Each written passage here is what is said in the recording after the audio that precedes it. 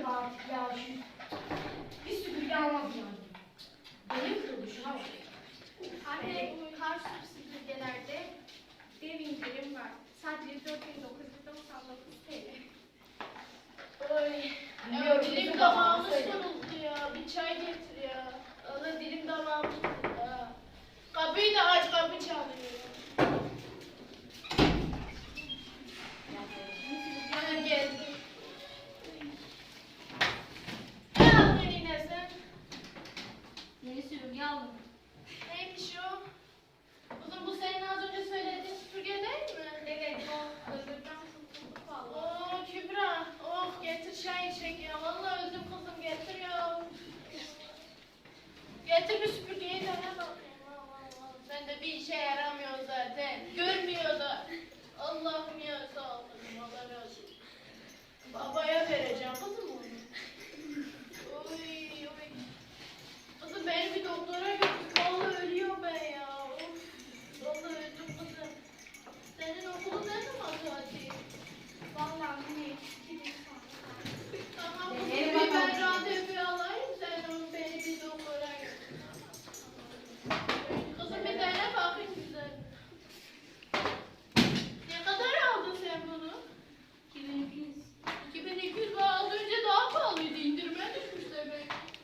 Gelmiş. Denedin mi? Bak hiç sesi de yok, ben duymadım ama benim kulağım duymuyor, siz duydunuz mu? Allah duyma, demek ki çok iyi bir süpürgeymiş oğlum. Aferin, ilk defa düzgün bir iş yaptın. Sen ne işe yarıyorsun burada? Cahil kadın süpürgenin sesi yok ki diyorum. Hadi iyi sen Allah belanı. Dede lütfen dede cahil deme. Hiç Evet. tamam aşağılamaya da. Bak kızım bak ne diyor, görüyor musun? Sen hiçbir şey bilmiyorsun. Yıllardır zaten senin yüzünden hiçbir şey. Hele kadın hele. Senin yüzünden hiçbir şey yapamadım. Bu çayı çok dolur musun? Düşüreceksin üstüme. Sus be, hiçbir şey beğenmiyor zaten. Gel. Tövbe estağfurullah, ağzımı bozuyor ya. Ya sabır. Kızım sen beğendin mi süpürgeni? Evet. Tamam iyi. Aferin sana da. İlk defa paranı boşuna harcamadım valla. Şu çocuğa da bir hediye alsaydın. O kadar gittin aldın bu süpürgeyi. Çocuk orada debeleniyor. Tövbe estağfurullah. Birisinden deli bile yok gözünün. Ya ne yarıyor? Bak 2 saattir kağıdı deldi kağıdı. Sen hiçbir şey yapamıyorsun. Tövbe estağfurullah. Yani güzel olmuş ya. Dayı ben çok şeker katmışım. Benim için çok yaşlı bir insan. Benim için şekeri çok az. Ya sen öleceksin. Daha ne şekerden bahsediyorsun? Allah Allah. Zaten her yerim titriyor. Hey duyamıyorum. Dökeme kökü. Alma kaşık bizi. Çocuğum sen beni bir doktora götür. Randevu alalım. Tamam mı? Tamam aferin çocuğum.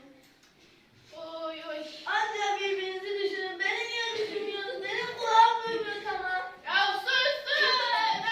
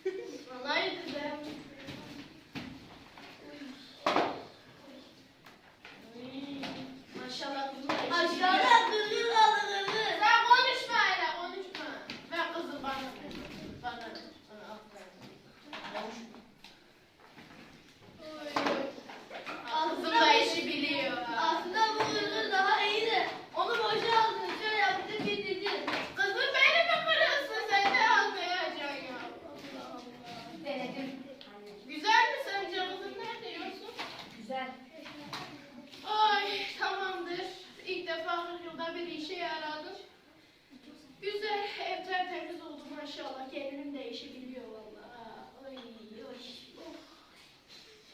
Ne tamam seni de doktora götüreceğiz. Tamam. Tamam. Ha, ben gidip yatacağım vallahi sizi dinleyemiyorum ha. Ben de yatacağım ya. Ay, sizle uğraşamayacağım ha vallahi bıktım sizden lanet gelsin.